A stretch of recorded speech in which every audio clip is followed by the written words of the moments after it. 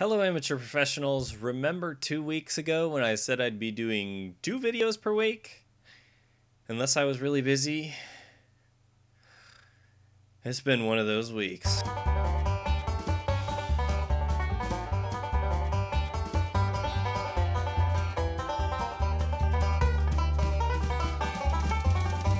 So today we're going to be talking about getting ahead. That's right, a person's head. But first, just a little bit of business. Many of you might have noticed, or none of you might have noticed, that we're a little bit more interconnected on the interwebs now. I have a blog set up where I've been posting somewhat regular updates. There's also info about some of the art that I've been doing lately on there. I also have a Twitter page that you can check for updates on Twitter. And we have a Facebook fan page for anyone who wants to see what we're doing on the Facebook. The Facebook will have quite a few more links than the blog. The blog has a little bit more reading.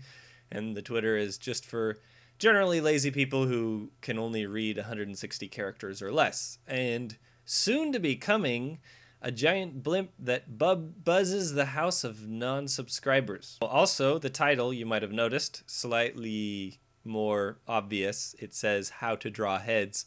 So titles I've decided are now going to be coming with more literal. Yay, 100% more literal in our titles. I'd also like to talk about our skyrocketing subscriber numbers. We've almost octupled the subscriber numbers since I last checked, which means we have 16 instead of 2. Actually, I think we have 15. Anyways, almost octupled is what I said. So that's somewhat exciting right now. I guess that's what prompted me to make this video. So good job, people like that. Let's move over to our computer again and check out how we can start doing heads. As you can see here, I have it all set up now. So you just get a white area, which is, yay, it's prettier than seeing my whole desktop. So I've pre-drawn a face for us here. Now let's talk about heads. With heads, we're going to be going a little bit into proportions, which is something that's a bit easier for some of you who are doing this on paper. You just need to break out a ruler. And we're going to talk about the ruling for proportions for a head starting now. So basically, if you look at a head, it's a big oval. It's an oval that goes across and down like that. So this part right here, the width of the head, and this part right here, the height of the head, these are our general proportions that we're going to be wanting to get an idea of when we're drawing heads.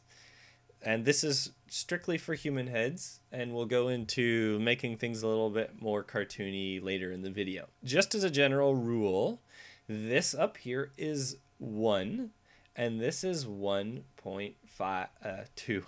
Wrote a 2 because I'm so good with math. 1.5 times that. So if this was 1 inch, this would be 1.5 inches. Simple, easy, blah, blah, blah. Another way to understand that, which is, I think, quite a bit easier, is if you imagine that there are 6 squares set around as the head, or if you really want to complicate things, 96 really small squares. So you're going to want to set a middle point for your character.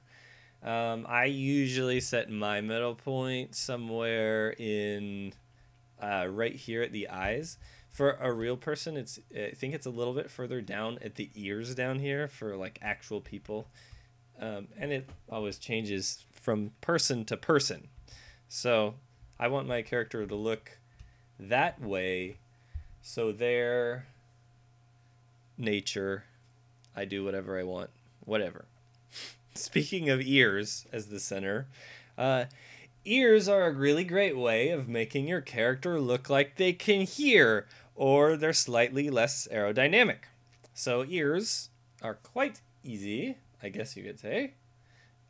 They are half circles because we haven't been doing enough half circles lately. There are a couple other things that you can do. What I like to do is just a little thing here, and I don't even know what these are called on your ears, but we have these little nubbins So that looks a lot like ears. There's a couple other types of ears that you can do. Well, there's a billion other, but I'm only going to show you a couple other. You can also do something that Matt Groening, creator of The Simpsons, does. You make a G, and then the other side, a backwards G. So like Homer Simpson is, when Matt Groening draws it, he does that in MG for his initials, and that's Homer's hair and his ear. Just a little factoid there. Third thing that you can do, that you can just draw basically like a little question mark here, and that's your ear there with a little nubbin, and you have a question marky ear because our ears do kind of look like a question mark. It also might make your character appear that the side of his head is confused or something like that. So first thing I usually do when I draw a head is just get my ears on there, and like I said, don't be afraid to like keep drawing over or move them around. On the computer it's really easy. If I don't like where the ear is placed, I just move it in. On a piece of paper you can just draw it more, and always don't be afraid to move back to your proportions. So I keep them just a little bit away from the ears there. Now the next thing that we're going to talk about is we're putting the skin on this character. So imagine a skull and then just cover it with skin, like a real human who hasn't had their skull dissolved by some bone-eating mollusk. You have a skull here, which, the skull is shaped like that. I don't know. I used to draw skulls a lot when I was a kid in elementary school because skulls are cool, right? So you can make all sorts of different things with the skull. If you imagine someone's really skinny, then they're going to have the sunken in features, and it's going to make their head look the most like the skull that is around them. So if you want someone who's like skinny or lean or something, they've got a little bit on them, I would start at your chin and move up because it makes it easier to get them similar. So you can see this guy has a little bit more meat on his bones.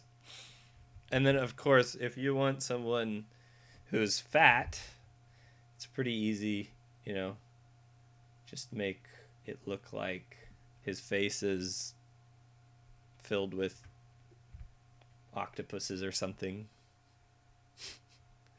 Filled with octopuses. Tentacle coming out. Do it all. Here we go. Yes. His face is filled with octopuses. Anyways. So let's get rid of that. Alright. So let's say we got... we'll stick with the fat guy face.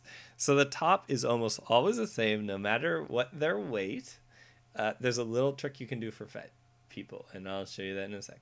But let's go back to, look at that. We're right along with our proportions. So the top it's just a dome that's always the same. Half circle, a ball, general Death Star shaped. So, and then if you want to do someone that's really fat, really, really fat, I don't know if you've looked at fat people lately. Maybe you are fat. Not that there's anything wrong with being fat. Overweight. Is fat a hate term now? I don't know. So it would seem that they kind of have this skin that bunches up behind the ear, and I'm totally bollocksing this up. But there's like a little weight that bunches up behind the ear there. I would just play with that. And, skinny people, you skinny it out. Fat people, you fat it out. Finally, let's just talk a little bit about the cartoony heads.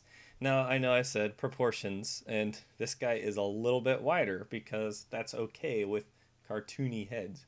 You can mess around. And even people heads aren't exactly the same.